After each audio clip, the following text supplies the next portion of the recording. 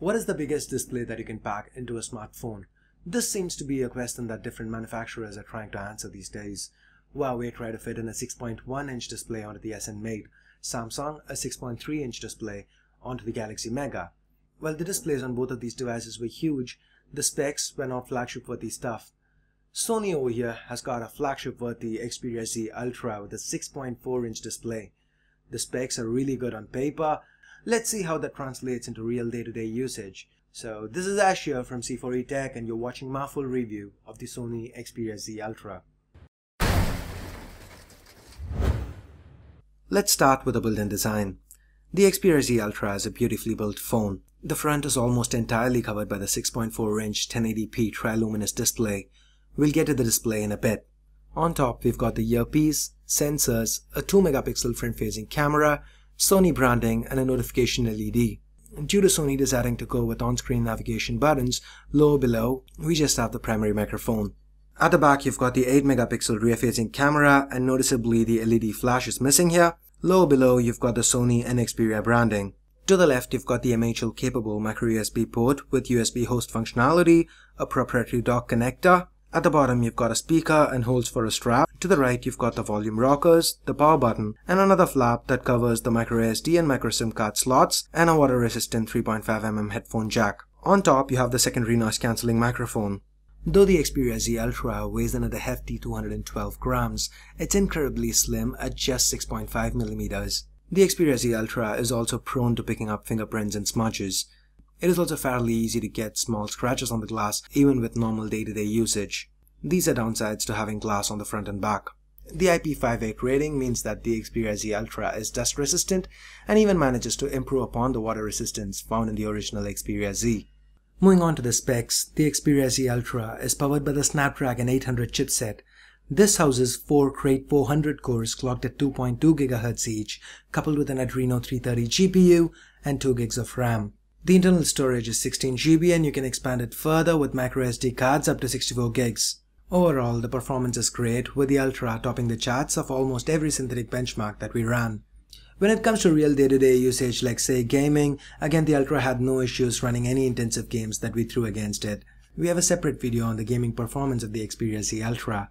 I'll leave a direct link to that video right below the like button in the description. Feel free to check that out if you need to know more about the gaming performance. All of this is powered by a non-user replaceable 3050 mAh battery.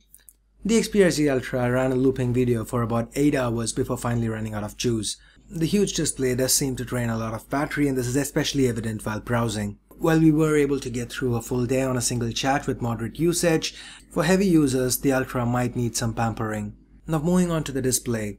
The Xperia Z Ultra houses a huge 6.4-inch 1080p Triluminos display. This gives it a pixel density of 344 pixels per inch. The Xperia Z Ultra also uses the X-Reality engine, the successor to the Mobile Bravia Engine 2 found on the Xperia Z. The X-Reality engine kicks in while viewing a video or in the gallery. It kinda ups the sharpness and contrast and creates an overall better viewing experience. This is a huge step up from the reality display used by Sony in the Xperia Z. The display is bright and the contrast is a lot better this time around. The viewing angle issues are almost non-existent. This isn't the brightest display that we've come across, not by a long shot. Thus, visibility under direct sunlight is average. Now let's move on to the software. The Xperia Z Ultra runs Android 4.2.2 Jellybean with Sony's custom Xperia UI on top. The Xperia UI gives you a close-to-stock Android experience. You get Android 4.2 features like the widgets on lock screen and daydream mode. Sony also have a few of their own tweaks as well. Sony realizes that this is a big device and gives you a portrait mode for the home screen. Pulling down the notification bar gives you 2 rows of quick toggles. To get you more out of the 3050 mAh battery, Sony's also added a few power management options. The Xperia UI is also very customizable. You get a host of themes and wallpapers. Apart from your regular host of Google apps, Sony's also thrown in a few of their own apps as well as third-party apps. Say for example McAfee Security, Office Suite Pro, Flipkart eBooks here in India, and so on. You also get a cool X4 video player app. This app takes advantage of the huge display and lets you play 4 videos at the same time. Right now we are seeing 4 1080p videos running simultaneously. While this does look cool and you'll end up showing it off to your friends a couple of times, the novelty does wear off pretty quick. The screen can also register input from any pen or pencil that you have lying around. Hell, you can even use your earphone stereo connector. While this might not offer you the same functionality that a dedicated stylus does like with the Galaxy Note series, the ability to use something that's readily available around you as a stylus is a definite plus. For video playback, you've got the Movies app. This app syncs with Krait Note and gives you more information about the movies that you have on your device. Say for example cast, plot synopsis and so on. While it looks great and can handle 1080p videos just fine, there is a bit of a lack of codec support. It doesn't support some common formats like .avi and MKV. Overall, watching a video on this huge display with the X-Reality engine enhancing your experience is really fabulous. When it comes to audio via the internal speakers, though it's better than the Xperia Z, it is still average. Here, check out the audio with Xloud turned on.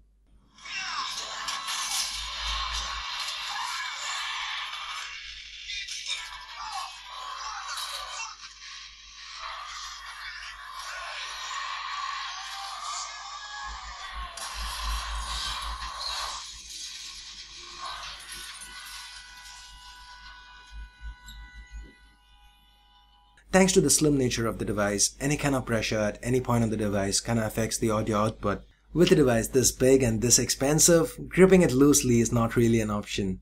For music, you get the Sony Walkman. It looks great, it gets the job done, it even detects any DLNA capable devices streaming nearby. It also gives you an equalizer, and you also get a Clear Audio Plus option. Unlike the internal speaker output, the audio quality via the included earphones is amazing. Sony's also thrown in a pair of great earbuds with the Ultra. Overall, the Xperia UI is blazing fast, has tons of customization options. Apps open up fast, there is absolutely no lag, and is very stable. Now let's talk a little bit about the camera. The Xperia Z Ultra comes with a 8 megapixel rear camera without LED flash. The interface will be immediately familiar to anyone who's used a Sony Cybershot in the past.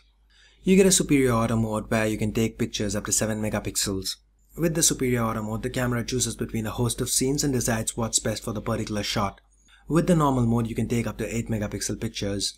Sony even throws in a host of filters for good measure. Under brightly lit conditions, the pictures generally are very good. The images are crisp, clear, and there's a very good amount of detail. When it comes to low light, the lack of flash is very noticeable. The images are average at best. The Ultra can also shoot 1080p videos.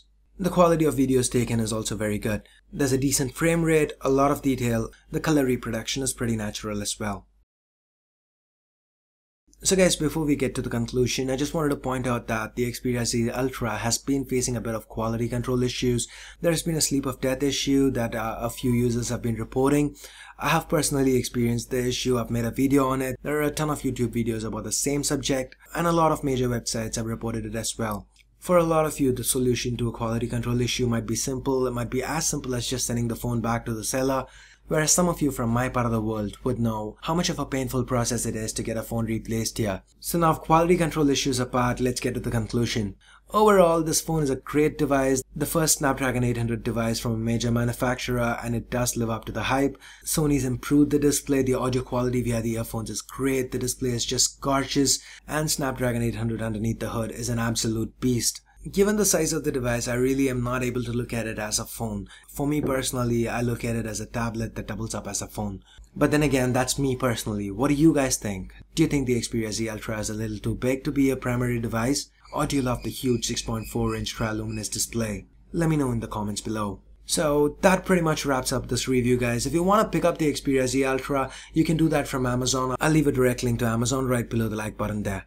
So guys, if you liked the video, don't forget to give me a thumbs up and hit the subscribe button, because there are a lot more reviews coming up soon. The Galaxy Note 3, iPhone 5s, 5C, to name a few. So go ahead, stay subscribed, and if you guys have any video requests for me, or if you just want to stay updated on my latest videos and updates, feel free to hit me up on Facebook, Twitter, or Google+. All contact details to my social networks can be found right below the like button there. So once again, thanks a lot for watching, guys, and I'll see you guys soon with more videos. Till then, this is Ash here from C4E Tech signing off. You guys have a great day. Bye bye now.